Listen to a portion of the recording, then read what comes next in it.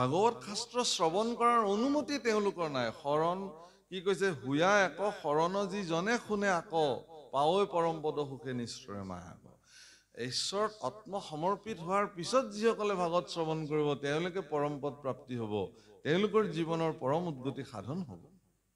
ভাগৱততো মূল নিৰ্ণায়ক শৰণ। ভকতিৰ বীজ শৰণেষে নিজ, প্ৰেম আনন্দ তাৰ ফল, শৰণ বিনাই ভকতি কৰয় আৱাঘতে যেন জল। শৰণটো মূল বস্তু। এতিয়া শৰণ বুলি ক'লে শৰণৰ যিটো ধাৰণা প্ৰভুসকল, শৰণৰ যিটো কনচেপ্ট, শৰণৰ কনচেপ্ট ভাগৱতত নাই, কিন্তু শৰণৰ কনচেপ্ট গীতাত আছে। গীতাত দিছে শৰণৰ ধাৰণা। আৰু তাত খুব স্পষ্ট কৰিছে, মন মনা ভৱ মদভক্ত মদ জাজি মাং নমস্কুৰু মামৈ বৈশ্যসী সত্যন্তে প্ৰতি জান প্ৰিয়সী। কিহৰ কাৰণে? তাৰ আগৰ শ্লোক, দুটা পদৰ আগত 18 অধ্যায় গীতাৰ। ঈশ্বৰঃ সৰ্বভূতানি হৃদয়ে অৰ্জুনম তিষ্ঠতি ভ্ৰাময়ম সৰ্বভূতানি যন্ত্ৰানি ৰুৰানি মায়া। ভগৱান ঈশ স্বৰূপে সমস্ত ঘটতে বিদ্যমান হৈ আছে, আৰু তেওঁ যান্ত্ৰিক হিচাপে শৰীৰ নামৰ যন্ত্ৰটোক তেওঁ পৰিচালিত কৰি আহিছে। এই কথাটো যাৰে অনুভৱ হ'ব তেওঁৱে ঈশ্বৰ শৰণ লৈ পেলাব, যে প্ৰভু তুমিহে মোৰ ভিতৰত আছা। অৰ্জুনক ক'লে যে তুমি নিশ্চিন্ত থাকা, কুৰুক্ষেত্ৰৰ যুদ্ধত তোমাৰ বিজয় হোৱাটো নিশ্চিত। যে প্ৰভু এইটো কেনেকে সম্ভৱ, তুমি ইমান খাটাং ক'লা যে। কেতিয়া কৈছে জানে বিজয় বুলি, বিজয় হ'ব বুলি নিশ্চিত অৰ্জুনক কেতিয়া কৰিছে ভগৱানে? যেতিয়া অৰ্জুনে ৰথৰ চাৰিওটা ঘোঁৰাৰ নাকি এক গোট কৰি বাঘ জৰি ভগৱানৰ হাতত অৰ্পণ কৰি ক'লে যে হে প্ৰভু, আজিৰ পৰা এই ৰথভাগৰ পৰিচালনাৰ দায়িত্ব তোমাৰ। ৰণাংগনত তুমি মোক যেনেকে লৈ যাবা মই তেনেকে যুদ্ধ কৰিবলৈ যাম। তুমি যি মাৰ্গ দেখুৱাবা। প্ৰভুসকল, কুৰুক্ষেত্ৰতো আপুনিও কুৰুক্ষেত্ৰৰ এজন যোদ্ধা। কোনে সাৰিব পাৰিছে কুৰুক্ষেত্ৰৰ পৰা? ইষ্ট কুটুম্ব মিত্ৰ ভাই বন্ধু বুলি যাক কওঁ, সিয়ে দেখোন ডাং টাঙন লৈ সন্মুখত থিয় হয়। সাৰিছে না কোনোবাই? কোনোবা সাৰি যাব পাৰিব জানো? ঈৰ্ষা এনেকুৱা এটা বস্তু যে সকলোৰে মনতে জাগ্ৰত হয়। যাক মোৰ এতিয়া আত্মিক বন্ধু বুলি ভাবি আছো, মোৰ উন্নতি তেওঁৰো মনত কিঞ্চিতমান হলেও ঈৰ্ষাৰ জুইকুৰা জ্বলি যাব পাৰে। সেইকাৰণে মনত ৰাখিব, পৃথিৱীত কেইটামান সত্তা আছে যাৰ মনত কেতিয়াও আপোনাৰ প্ৰতি ঈৰ্ষাৰ ভাৱ জন্ম নহয়, কোনো কাৰণ। আপুনি যিমান আকাশলংঘী প্ৰতিভা সম্পন্ন হলেও, আকাশলংঘী সম্পত্তিৰ গৰাকী হলেও, আকাশলংঘী ক্ষমতাৰে ক্ষমতা সম্পন্ন হলেও, এই ৩-৪ গৰাকী সত্তাৰ মনত কেতিয়াও ঈৰ্ষাৰ জুই নজ্বলে। তাৰ ভিতৰত ১ নম্বৰতে হ'ল পিতৃ মাতৃ। পিতৃ মাতৃ এনেকুৱা বন্ধু আপোনাৰ জীৱনত, সন্তানৰ উন্নতিত কোনো পিতৃ মাতৃৰ কেতিয়াও ঈৰ্ষাৰ অগ্নি তেওঁলোকৰ অন্তৰত নজ্বলে। ভাল হৈছে, আৰু কৰক ঈশ্বৰে। এনেকুৱা বহুত পুৰুষ আছে, ব্যক্তি আছে, যি সম্পত্তি আৰু তেওঁৰ সামৰ্থ্যৰ দ্বাৰা তেওঁ উজ্জীৱিত হৈ আছে স্বয়ং, কিন্তু তেওঁৰ জন্মদাতা পিতৃ মাতৃ গাঁৱত এসাঁজ খাইছে এসাঁজ নাখাইছে, খবৰ ল'বলৈ তেওঁৰ হয়তো আহৰি নাই। সেই সন্তানৰ যদি কেনেবাকে বিপদত পৰা বুলি গম পায়, মাতৃয়ে কিন্তু প্ৰথম গুচি চাকি ভগৱানৰ চৰণত জ্বলায়, যে হে প্ৰভু, ল'ৰাটো বোলে কিবা বিপদত পৰিছে, তুমি তোমাৰ কৃপাৰে তাক চোৱা, মই মাক হিচাপে তোমাৰ চৰণত নিবেদন কৰিছো। অথচ সেই সন্তানে মাকে খাইছে নে নাই এষাৰ খবৰ ল'বলৈও তেওঁৰ জীৱনত আহৰি নাই। পিতৃ এনেকুৱা এটা সত্তা প্ৰভুসকল, মাতৃৰ ত্যাগ, মাতৃৰ মমতা মূৰ্তমান জগতত চবেই জানে। ত্যাগৰ মূৰ্তি বোলে মা, মমতাৰ মূৰ্তি বোলে মাতৃ। পিতৃ তেতিয়াহ'লে কি? পিতৃৰ ভূমিকা জগতত বিদিত নহয়, প্ৰকাশিত নহয়, অব্যক্ত। কি কাৰণত? যে পিতৃ সন্তানৰ নেপথ্যৰ শিল্পী। পিতৃৰ ভূমিকাটো উন্মুক্ত নহয়। সেইকাৰণে মাকে সন্তান এনেকে কোচত ললে, কোলাত লৈ পেলাই সন্তানক দেখুৱাব খোজে যে মই যিমানলৈ দেখিছো তুমি সিমানলৈ চোৱা। পিতৃয়ে কান্ধত তুলিলে সন্তানক সৰুতে, যে মই যলে নেদেখিলো বাবা তুমি তালৈকে চোৱা, মোৰ হেঁপাহ আছিল সেইখন জগত চাবলৈ, কিন্তু পৰিৱেশ পৰিস্থিতিয়ে মোক হয়তো মই নোৱাৰিলোঁ। কিন্তু মোৰ সন্তান হৈছে তুমি, সেই সুন্দৰ জগতখন চোৱা। সেইকাৰণে কান্ধত তুলিলে, মই য'লে দেখিছোঁ তাতকৈ ওপৰত তুমি চোৱা।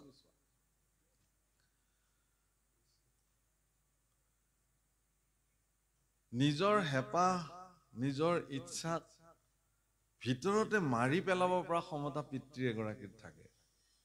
লওঁ বুলি ভাবিছিলোঁ, মোৰ কাৰণে নলওঁ আৰু ল'ৰা ছোৱালীলৈ লৈ যাওঁ। হ'ব, মোৰ চলি যাব আৰু 2 মাহমান। মই জোতাযোৰ নিকিনিলেও হ'ব, মই চোলাটো আজি নিকিনিলেও হ'ব।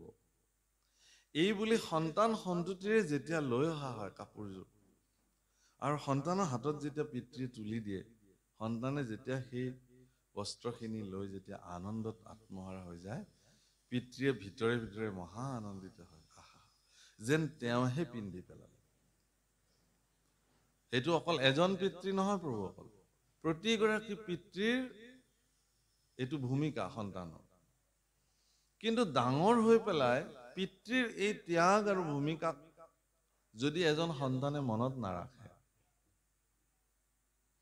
তেতিয়াহ'লে সেই পিতৃৰ সমান দুখী আৰু কোন হ'ব পাৰে? যিগৰাকী মাতৃয়ে সন্তানক প্ৰচণ্ড জ্বৰ উঠিলে বুকুত কুৰুকি কুৰুকি সাৱটি লৈ, হে ভগৱান, তাৰ উত্তাপখিনি মোকেই দিয়া লাগিলে, ময়ে সহিম, তাক মুক্ত কৰা। সন্তানটোক জ্বৰ আৰু তাপৰ পৰা মুক্ত হ'বৰ কাৰণে মাতৃগৰাকীয়ে বুকুত সামৰি সামৰি গোটেই নিশা উজাগৰি থাকে। অথচ সেই মাতৃ যেতিয়া বৃদ্ধ হৈ পেলাই এটা কোঠালিত আবদ্ধ হৈ কেঁকাই থাকে, কিমানজন সন্তান আছে গৈ পেলাই মাকক এবাৰ বুকুত সাৱটি ল'বলৈ, আই আজি মই তোমাক মোৰ বুকুৰ মাজত লওঁ। যদি কোনোবা তেনেকুৱা সন্তান আছে এই জগতত, বৃদ্ধ মাতৃৰ শৰীৰৰ উত্তাপ, জ্বৰ, তাপ, বিষ যন্ত্ৰণা যদি বুকুত সাৱটি লৈ এবাৰ আয়ো, এবাৰ মোক ধৰা তুমি সাৱটি, তোমাৰ সমস্ত বিষ যন্ত্ৰণা মই হজম কৰিম, মোৰ শৰীৰত দিয়া, তেতিয়া দেখিব যে 50% মাকে ৰিলিজ পাই যাব। কিন্তু মানসিকতাটো আমাৰ তেনেকুৱা বস্তু। এবাৰ যদি শৰীৰত সন্তানৰ হাতৰ বুলনি যদি বৃদ্ধ মাতৃৰ শৰীৰত যদি শিশু অৱস্থাত মাকে যেনেকে যিখন হাত তেওঁৰ শৰীৰত বোলাই বোলাই তেওঁ সন্তুষ্টি কৰিছিল, সেই একেখন হাত যদি সন্তানৰ হাত যদি পিতৃ মাতৃৰ বৃদ্ধ অৱস্থাত যদি তেওঁলোকৰ শৰীৰত বুলনিৰ এটা যদি পৰে, পিতৃ মাতৃ পৃথিৱীত আটাইতকৈ সুখী পিতৃ মাতৃ হৈ যাব সেইদিনাখন, যে আমাক আৰু একো নালাগে ভগৱান। এই যে সন্তানৰ স্নেহ আৰু আদৰত আমি যে পালিত হৈছোঁ এই বয়সত, ইয়াতকৈ আৰু শ্ৰেষ্ঠ সুখ আমাক আৰু একোৱেই নালাগে। তেতিয়াহ'লে এই কথা কোনখন ইউনিভাৰ্চিটিৰ কোৰ্চত আছে প্ৰভুসকল?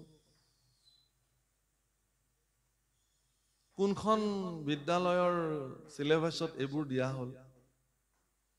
কোনগৰাকী প্ৰবক্তা শিক্ষকে আপোনাৰ ল'ৰা ছোৱালীক এইবোৰ কথা শিকাব?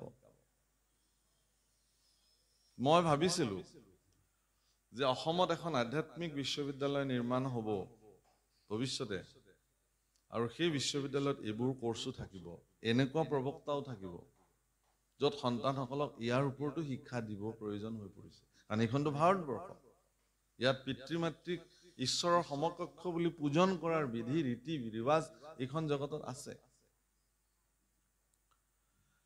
সেইকাৰণে প্ৰভুসকল, সন্তান সন্ততিক গুৰুৰ চৰণত আশ্ৰিত কৰি দিব লাগে। আধ্যাত্মিক সামৰ্থ্য গুৰুৰ ওচৰত সন্তান সন্ততিক সমৰ্পিত কৰি দিব লাগে।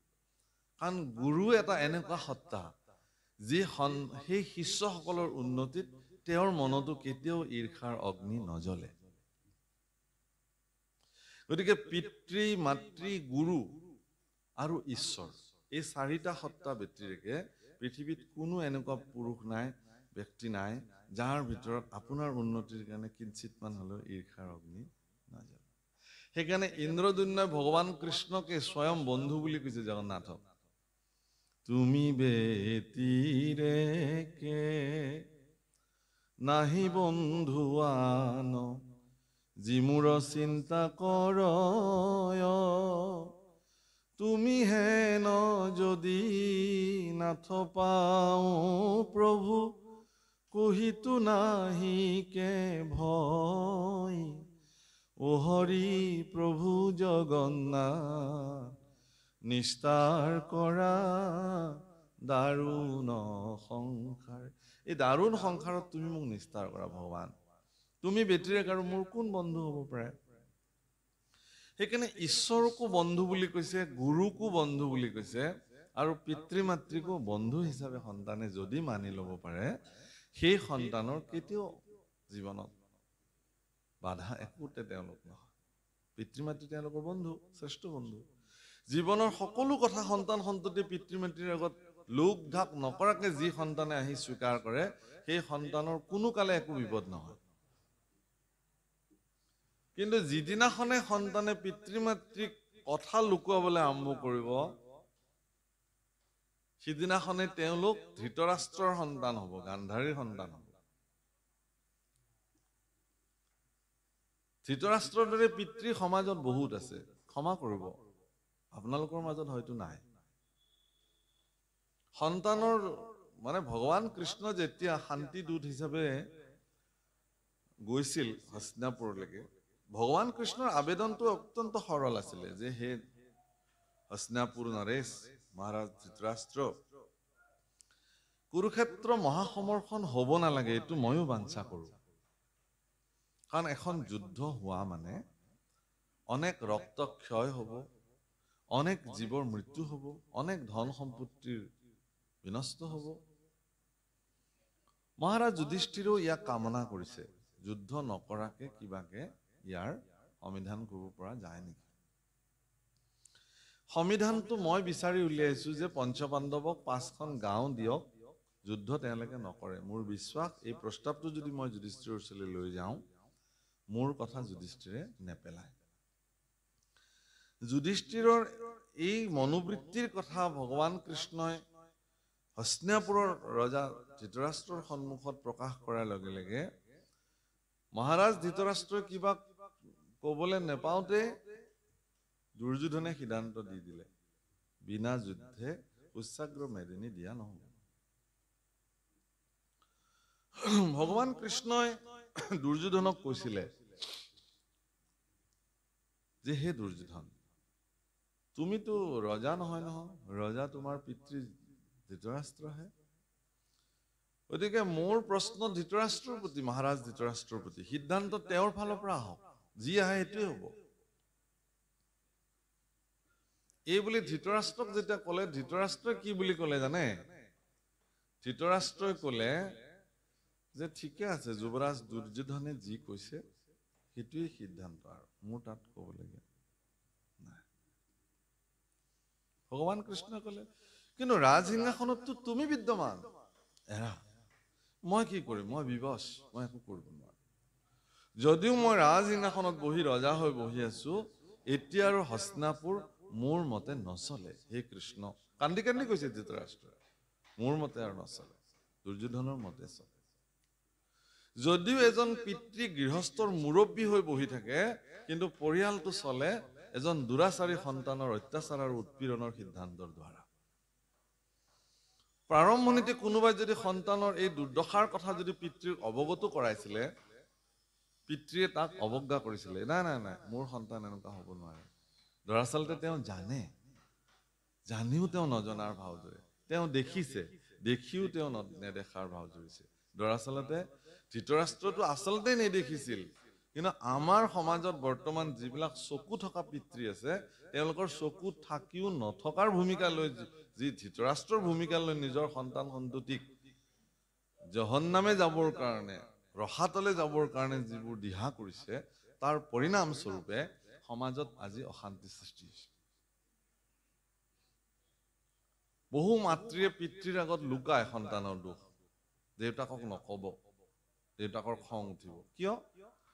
আপোনালোকতো অৰ্ধাংগিনী তেওঁৰ, আপুনি সন্তানৰ সকলো কথা পিতৃৰ আগত, স্বামীৰ আগত পতিব্ৰতা নাৰীয়ে ক'ব লাগে যে আমাৰ এই কৰিছে দেই, আজি কিন্তু ইয়াৰ এই বেমাৰটো সোনকালে মুখিমূৰ কৰিব লাগে, আজি আৰম্ভণি হৈছে বেমাৰটো। প্ৰভুসকল, এখন আধ্যাত্মিক জগত, মহাপুৰুষ কৃপালু গুৰু শ্ৰীমন্ত শংকৰদেৱ গুৰুজনাই অবনিশি চাৰি বেদ বিচাৰি বেকত কৰো হৰিনাম। হৰিনাম ব্যক্ত কৰিলে প্ৰত্যেকখন গৃহ এখন ভক্তি গৃহ হিচাপে নিৰ্মাণ কৰিবৰ কাৰণে মহাপুৰুষে সমস্ত কৌশল প্ৰদান কৰি থৈ গ'ল। এখন গৃহ ৰাতিপুৱা সকলোৱে শুই উঠিছে, স্নান কৰিছে, শৌচ শুদ্ধি কৰি স্নান কৰিছে, গুৰু গৃহত সুন্দৰকে বন্তি জ্বলিছে, ধূপ ধূনাৰ সুগন্ধিৰে গোটেই পৰিৱেশটো আমোল মোলাইছে। এজন এজনকে গুৰু সেৱা কৰিবলৈ গৈছে।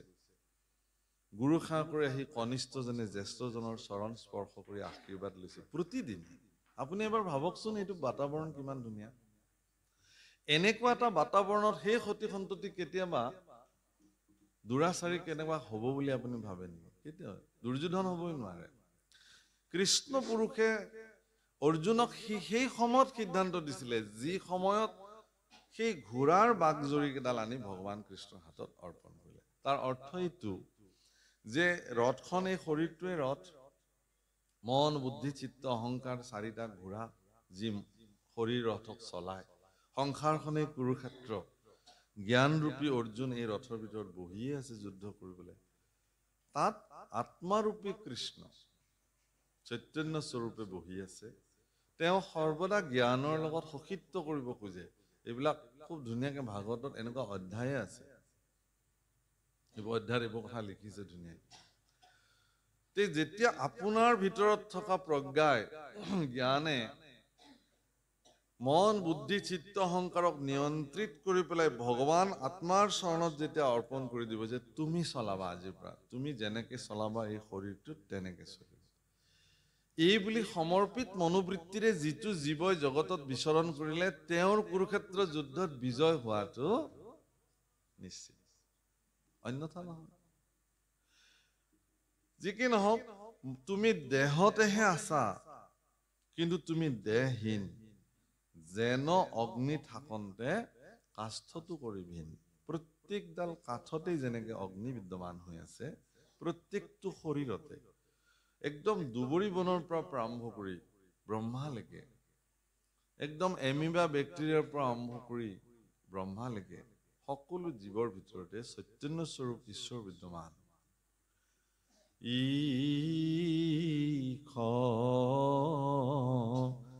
স্বৰূপে হৰি সবঘতে বৈঠ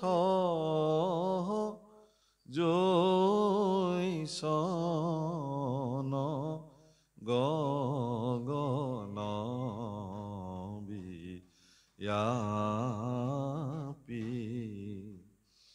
নাৰায়ণ কাহে ভকতি কৰু তেৰা।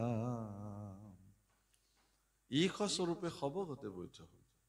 ঘট মানে জড় শৰীৰসমূহ, গছ গছনি চৰাই চিৰিকটি তৰু তৃণ লতা গুল্ম মানুহ সকলোৰে ভিতৰতে ভগৱান বিদ্যমান হৈ আছে আত্মাস্বৰূপে।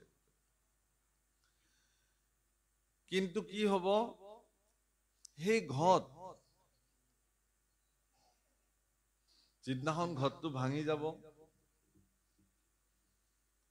লিখিছে ভাগৱতত, পৰীক্ষিতৰ আগত কৈছে, ৰাম যেন ঘট ভাঙি গৈলে ঘটৰ আকাশ, আকাশত লীন হুৱে নাহি তাৰ নাশ। 10টা ঘটত পানী দি পেলাই থৈ দিছে, দেখিছে 10টা ঘটতে আমি 10খন আকাশ দেখিব। আকাশ 10খন নেকি? আকাশটো এখনেই। ঘট 10টা কাৰণে আকাশ 10খন দেখিলো আমি। তাৰে এটা ঘট ভাঙি যোৱাৰ লগে লগে 9খন আকাশ হৈ থাকিল আপোনাৰ দৃষ্টিত, এখন আকাশ নাইকিয়া হৈ গল। ক'ত গল? যোৰ আকাশটোতে বিলীন হল। দৰাচলতে এইটো আমাৰ দৃষ্টি বিভ্ৰম। প্ৰত্যেকটো শৰীৰৰ ভিতৰতে আত্মা স্বৰূপ সকলো ভিতৰতে বহি আছে। শৰীৰটো ভাঙি গলে আত্মা গৈ পৰমাত্মাত বিলীন হৈ যায়। মানৱ দেহা মাটিৰৰ ভাণ্ড, মানে ঘট, আমাৰ গোৱালপৰীয়া ভাষাত। ভাঙিলে হবে খণ্ডৰ খণ্ড, ভাঙলে দেহা জোৰা মিলবে না। ঘট এটা ভাঙি যোৱাৰ পিছত সি জোৰা নালাগে। কেতিয়া জোৰা, তাক জোৰা কৰিবলৈ কি কৰিব লাগিব? পুনৰ গুড়া কৰি আকৌ মাটিত বিলীন কৰি দিব লাগিব, তাৰপিছতে সি আকৌ জোৰা লাগিব। পঞ্চভূতৰ দ্বাৰা গঠিত এই শৰীৰটো এটা এটা ভূতত এটা এটা ভূত বিলীন হৈ পুনৰ যেতিয়া নাইকিয়া হৈ যাব, এইটোক আচলতে এইটোৰ পিছত পুনঃ আকৌ সি তাৰ সৃষ্টি কাৰ্যৰ ব্যৱস্থাৰ দ্বাৰা, তৃতীয় স্কন্ধত এইবিলাক অনাদি পতনত খুব ধুনীয়াকে বৰ্ণন কৰিছে। এইবিলাক বহুত বেলেগ তত্ত্ব, সেইবোৰ ক'বলৈ গ'লে 7 দিন 7 ৰাতি শেষেই নহয়। পুনঃ কেনেকে আকৌ জীৱ আহি পুনঃ শৰীৰ গঠন হৈছে। ইয়াত জীৱ বেলেগ বস্তু, আত্মা বেলেগ বস্তু। একেলগে আমি যদি জীৱাত্মা বুলি কওঁ, ইয়াতে দুটা সত্তা, জীৱ এটা বেলেগ সত্তা, আত্মা এটা বেলেগ সত্তা। মানে তৃতীয় স্কন্ধত বৰ্ণন কৰিছে যে মনৰ দাপোনত আত্মাৰ যিটো প্ৰতিচ্ছবি ওলায়, সেই প্ৰতিচ্ছবিটোকে জীৱ বোলে। মানে মোৰ প্ৰতিচ্ছবিটো আইনাত মই যেতিয়া দেখিম, সেইটো জীৱ হ'ব। মানে এনেকুৱা, মই এনেকে হাত দাঙিলেহে সি হাত দাঙিব, কিন্তু সেইফালত থকা মোৰ অবিকল প্ৰতিচ্ছবিটোৱে মই হাত নাদাঙালৈকে সি ইচ্ছাকৃতভাৱে হাত দাঙিব নোৱাৰে। কিন্তু মোৰ তাতে যি আছে সমস্ত তাতেও আছে। অৰ্থাৎ আত্মাৰ প্ৰতিচ্ছবি মন দাপোনত, এইটো তৃতীয় স্কন্ধৰ অনাদি পাতনৰ ভাঙনি প্ৰভুসকল খুব ধুনীয়াকে লিখিছে তাত, যে মন দাপোনত যি জীৱ আছে, সেই জীৱ আত্মাৰ প্ৰতিচ্ছবি, সি জীৱ। এতিয়া জীৱ আৰু আত্মাৰ কাম কি? যে তেওঁ যিহেতু মন দাপোনত প্ৰতিবিম্বিত হ'ল, এতেকে মনৰ দ্বাৰা মায়াৰ ৰচনাত যিসমূহ দুৰ্ভোগ ভুগিব লাগে, ভোগ কৰিব লাগে, আনন্দ লভিব লাগে, সুখ লভিব লাগে, শৰীৰৰ লগত জীৱই সেইবিলাক ভোগ কৰে। আৰু শৰীৰৰ ভিতৰত থকাৰ পিছতো আত্মাই কিন্তু সেইবোৰৰ কোনো ধৰণৰ অৱস্থাত তেওঁ বিলীন নহয়। আপুনি বহুত সুখী হৈছে, জীৱ সুখী হৈ যাব, আত্মা নহয়। আপুনি বহুত দুখী হৈ গৈছে, জীৱ দুখী হৈ যাব, আত্মা নহয়। আত্মাৰ এইবিলাকৰ লগত কোনো সম্পৰ্ক নাই, কিন্তু আত্মা আপোনাৰ ভিতৰতে আছে। কিন্তু আপোনাৰ কাৰ্যত, আপোনাৰ শৰীৰৰ কৃতকাৰ্যত যি ফল পৰিণাম আপুনি ভুগিছে, সেই পৰিণাম আত্মাই নুভুগে। আত্মাৰ বিশেষত্বতা সেইটোৱে, জীৱই ভুগিব। এতিয়া কথাটো হৈছে কি, পৰীক্ষিতকো সেই কথাটোকে কবলৈ গৈ আছে যে যিহেতু ঘটটো ভাঙি গলে ঘটৰ আকাশতে বিলীন হৈ যাব, তোমাৰো এই শৰীৰ ৰূপী ঘট যিদিনাখন ভাঙি যাব, সেইদিনাখন আত্মা গৈ পৰমাত্মাত নিজে নিজে বিলীন হৈ যাব। আৰু সেই আত্মাটোৱে তুমি। পৰীক্ষিত, তোমাৰ শৰীৰটোৰ নাম। তোমাৰ আচল নামটো কি তেতিয়াহ'লে? তোমাৰ আচল নামটো হ'ল তুমি আত্মা। আনন্দ বৰাৰ বাপৰ নামটো আনন্দ বৰা। আনন্দ বৰা বাপৰ নাম আনন্দ বৰা নহয়, তেওঁৰ শৰীৰটোৰ নামহে আনন্দ বৰা। তেওঁৰ আচল নামটো আত্মা। তেখেত নীলিমজ্যোতি বৰা, এইটো তেওঁৰ শৰীৰৰ নাম, তেওঁৰ আচল নামটো আত্মা। তেখেত পুলিন হাজৰিকা, এইটো তেওঁৰ শৰীৰৰ নাম। এনেকে প্ৰত্যেকটো শৰীৰক আইডেন্টিফিকেশ্যন কৰিবৰ কাৰণে প্ৰত্যেকটো শৰীৰকে এটা এটা আমি নামাকৰণ কৰি লওঁ, কিন্তু ভিতৰৰ নাম একেটাই। এই সূত্ৰটোকে মহাপুৰুষ মাধৱদেৱে লিখিছে নামঘোষাত, অন্তৰত এক ঈশ্বৰক ঔ দেখিও কণা বাহিৰত, অন্তৰত বুধ বাহিৰ তুজৰ প্ৰায়। বুধ মানে চৈতন্য ভাৱনা। বাহিৰত বিভিন্ন দেখিব পাৰে, এইটো মোৰ পত্নী, এইটো মোৰ পুত্ৰ, এইটো মোৰ, কিন্তু অন্তৰ্দৃষ্টিৰে সব আত্মা। কিন্তু আপুনি সেৱা ল'ব পাৰে, মোৰ পত্নী বুলি মই সেৱা নল'ম নেকি? পত্নী দৃষ্টি থকালৈকে সেৱা নলয় আপুনি, কিন্তু যিদিনাখন এই পত্নীৰ দৃষ্টি আঁতৰি যাব, আত্মা দৃষ্টি হৈ যাব, আপুনি কিন্তু সেৱা কৰি দিব পাৰিব সেইদিনাখন। মোৰ পুত্ৰ দৃষ্টি যেতিয়ালৈকে থাকিব, পুত্ৰক মই সেৱা কৰিব নোৱাৰিম। কিন্তু পুত্ৰৰ দৃষ্টিটো গুচি যিদিনাখন আত্মা দৃষ্টি হৈ যাব, মই পুত্ৰকো মই সেৱা কৰি দিম। দেৱহূতি মাতৃ যেতিয়ালৈকে কপিলক পুত্ৰ পুত্ৰ ভাবি থাকিলে, তেতিয়ালৈকেতো পুত্ৰই হৈ থাকিল। কিন্তু যি মুহূৰ্ততে আত্মবোধ দৃষ্টি আহি গ'ল, তেওঁ ঈশ্বৰ দেখিলে, আত্মা দেখিলে, সেইদিনাখন তেওঁৰ ওচৰত শৰণ লৈ পেলালে মাকে, যে হে বাছা, তুমি আৰু মোৰ পুত্ৰ বুলি মই তোমাক আৰু নাভাবো। এতিয়া মোৰ মনে কোৱা নাই, তুমিতো স্বয়ং ঈশ্বৰ আত্মা, গতিকে তোমাৰ চৰণত মই শৰণাপন্ন হলো। তুমি মোক ভক্তি যোগ সম্পৰ্কে বিস্তৃত কৰিব লাগে, পৃথিৱীৰ যিবোৰ আত্মতত্ব জ্ঞান তুমি মোক প্ৰদান কৰিব লাগে। এই বুলি আচলতে ভাগৱত শাস্ত্ৰৰ চৈতন্যতা, ভাগৱত শাস্ত্ৰই মানুহৰ মনত চৈতন্যতা জাগ্ৰত কৰি ভক্তি জাগ্ৰত সিদিনাখন কৰিব পাৰিব, যিদিনাখন আপোনাৰ ভিতৰত এই অভেদ বুদ্ধি, এইটোক ভেদ বুদ্ধি নকয়, আকৌ অভেদ তত্ত্ব বোলে। কেনেকুৱা অভেদ তত্ত্ব? যে আপুনিয়ে হয় সেইজন, কিন্তু আপোনাৰ ভিতৰত যিজন বহি আছে সেইজন তেওঁৱে। এইটোক ভাগৱতৰ ইয়াতে কি শব্দ ব্যৱহাৰ কৰিছে? স্বহম তত্ত্ব। স্বহম তত্ত্ব অৰ্থাৎ স্ব মানে তেওঁ, অহম মানে মই, ময়ে তেওঁ, তেওঁৱে মই। সেইকাৰণে নিৰ্গুণময় ভকতিত কপিল দেৱতী সংবাদত ভক্তি যুগৰ প্ৰথম বাণীত কি বুলি কৈছে? যে একবিধ মাত্ৰ পুনু নিৰ্গুণ ভকতি, জ্ঞানে কৰ্মে তীৰ্থে ব্ৰতে নকৰিয়া মন, সুদৃঢ় বিশ্বাসে লৈও মুহূৰ্ত শৰণ।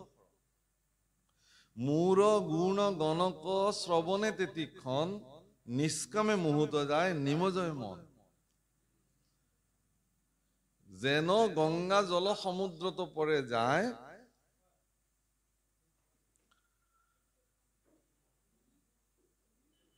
তাৰ সমে মূৰ হেন ভক্তি সমে মূৰ এৰা এৰি নাই।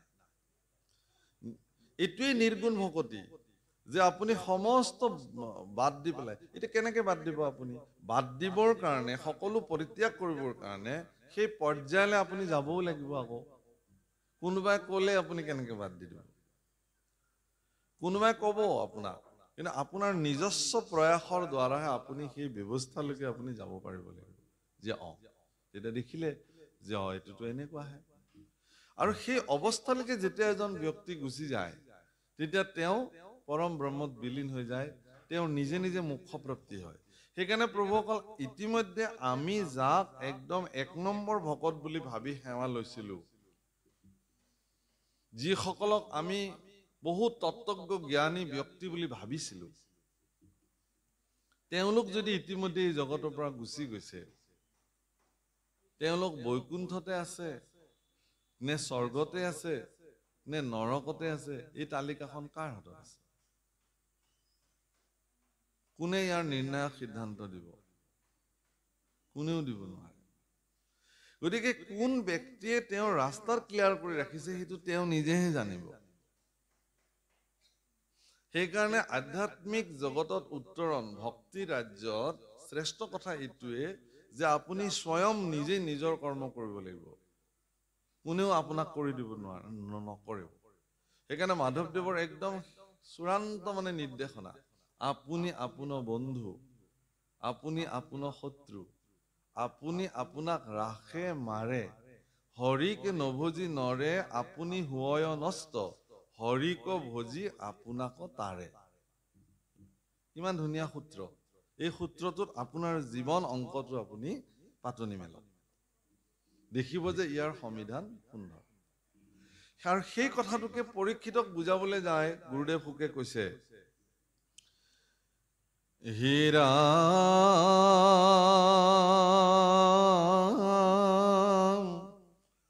জনম মৰণ ইটো,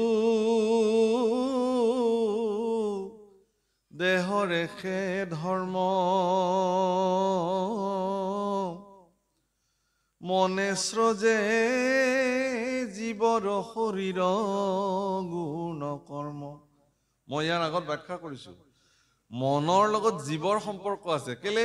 যে মন দাপোনতে আত্মাৰ প্ৰতিবিম্ব হয়, তেওঁৱেই জীৱস্বৰূপে প্ৰকাশিত হৈছে। সেইকাৰণে যে মায়াৰ ৰচনা সমস্ত ভোগ ভোগতি কোনে ভোগ কৰিব? মন সমন্বিতে জীৱই। আত্মাই ভোগ নকৰে। আত্মাৰ লগততো সম্পৰ্কই নাই একো। হে ৰাম তৈলমালৈ ৰাম মন কুমায়ায়ে স্ৰজে জানা সাৰে সাৰ ও ভ্ৰমৰ কাৰণে হৈ জীৱৰ সংসাৰ।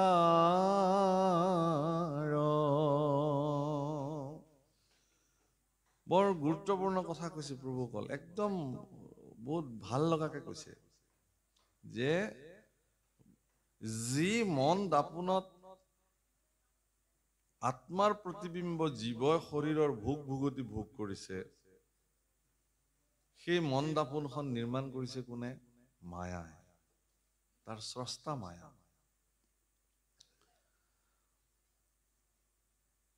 আপোনাক যদি কোনোবাই এনেকে মেৰাই গৈ থাকে এডাল জৰিৰে, সি মেৰাওতে মেৰাওতে এনেকুৱা এটা পৰ্যায় পাবগৈ, আপোনাক হয়তো নেদেখিবই পাৰে, মানুহে কেৱল জৰিডালহে দেখিব। কিন্তু সেই জৰিডাল যদি কোনোবা বলশালী মানুহ ওলাই তাতে, ঐ কিয় বান্ধিছা তেওঁ, এই বুলি তেওঁ যদি আপোনাৰ বান্ধটো খুলি দিবলৈ যায়, তেতিয়াহ'লে তেওঁ আকৌ উল্টা ডিৰেকশ্যনত ৰছীডাল ঘূৰাব লাগিব, তেতিয়া খোল খাব। খাব নে নাখাব? ব্যাসদেৱে দেৱৰ্ষি নাৰদৰ পৰা ভাগৱত তত্ত্ব পাওঁতে সেইখন ছবিয়ে দেখিলে, মায়ায়ে বান্ধন্ত ভক্তি মাৱে মেলাবন্ত। মায়াৰ কাম হ'ল কি যে আপোনাক বান্ধি যাব, তেওঁৰ সেইটোৱে কাম। আৰু ভক্তিৰ কাম হ'ল কি যে মায়াই যদি এপাক দিয়ে, ভক্তিয়ে একদম তাৰ নেক্সট পাকতে সেইটো খুলি পেলাব। কিন্তু ভক্তিৰ প্ৰভাৱ যদি আপোনাৰ শৰীৰত কম হৈ যায়, দুৰ্বল হৈ যায়, মায়াৰ প্ৰভাৱটো যদি বেছি হৈ যায়, আপুনি ক্ৰমবৰ্ধমান মায়াৰ জালত বান্ধ খাই যাব। আৰু এইটোকে কৰ্মবন্ধ বোলে।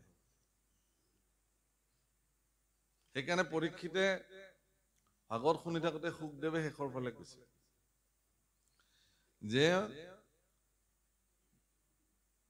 মায়া কৰ্মবন্ধ এৰাইতে প্ৰবন্ধ যাৰো আছে। উদ্ধৱৰ আগত খুব ধুনীয়াকে বৰ্ণনা কৰিছে। উদ্ধৱক প্ৰবন্ধি মাতন্ত কৃষ্ণে পাছে কৰ্মবন্ধ এৰাইতে প্ৰবন্ধ যাৰো আছে।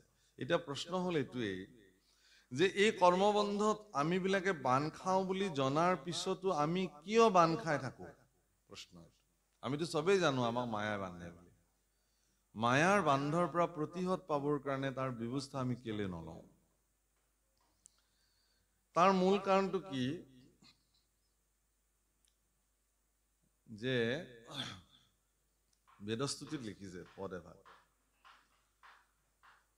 অসন্ত জগত খানি তোমাত উদ্ভৱ ভৈলা। মন কৰিব শব্দৰ মানে গাঁথনি। বৰাভাৱ, আপুনিতো অসমীয়াৰ মানুহ, মইতো বিজ্ঞানৰ ছাত্ৰ, গতিকে মোৰ মানে অসমীয়াৰ মানে মোতকে বৰাভাৱৰ বিশ্লেষণ বহুত ধুনীয়া হ'ব। যেই নহওক, অসন্ত জগত খান তোমাত উদ্ভৱ ভৈলা, সন্ত হেন প্ৰকাশে সদায়, কৰ্মজৰ মনুষ্যৰ তাতে মনমগ্ন ভৈলা, বেদৰ নুবুজে অভিপ্ৰায়। অসন্ত জগত, অসন্ত শব্দৰ অৰ্থ, অসন্ত মানে মিছা প্ৰভুসকল। কি হল? বন্ধ কৰি দিয়ক। অসন্ত জগত খান তোমাত উদ্ভৱ ভৈলা, সন্ত হেন প্ৰকাশে সদায়। ই সন্ত ৰূপে সৰ্বদা প্ৰকাশিত হৈ থাকে। সন্ত মানে সঁচা, যিটো মিছা বস্তু সেইটো সঁচাৰ নিচিনা প্ৰকাশিত হৈ থাকে। কৰ্মজৰ মনুষ্যৰ তাতে মনমগ্ন ভৈল, বেদৰ নুবুজে অভিপ্ৰায়। কৰ্মৰ দ্বাৰা বান খাই খাই যিটো জড় অৱস্থা প্ৰাপ্তি হ'ল, চৈতন্যতা যাৰ নাই, তেওঁ ইয়াক মিছাটোকে সঁচা বুলি ভাবে আৰু সঁচাটোকে মিছা বুলি ভাবে। ইয়াৰ উৎকৃষ্ট ভূমিকা কোনে গ্ৰহণ কৰিছে? ইয়াত মায়াই। কাৰণ সংজ্ঞা মায়াৰ কি বুলি দাঙিছে? অবস্তুক দেখাৱন্ত বস্তুক আৱৰি এহিটো মোহৰ মায়া জানা নিষ্ঠ। যিটো অবস্তু তাক বস্তুৰ নিচিনা দেখুৱালে, আৰু যিটো বস্তু সেইটো ঢাকি ৰাখিলে মানুহ গমেই পাবলৈ নিদিলে। শৰীৰটো অবস্তু, কিন্তু ইয়াক বস্তুৰ নিচিনা দেখুওৱা হ'ল। সেইকাৰণে সুন্দৰ সুন্দৰ কসমেটিক ঘঁহি লওঁ, ধুনীয়া অলংকাৰ পিন্ধি লওঁ, সুন্দৰ কাপোৰ পিন্ধি লওঁ, নিজকে বয়সটো ঢাকিবৰ কাৰণে যদি কিবা ব্যৱস্থা আছে সেইবোৰ কৰি লওঁ, মেকআপ সানি হ'লেও। অবস্তুটোৰ প্ৰতি আমাৰ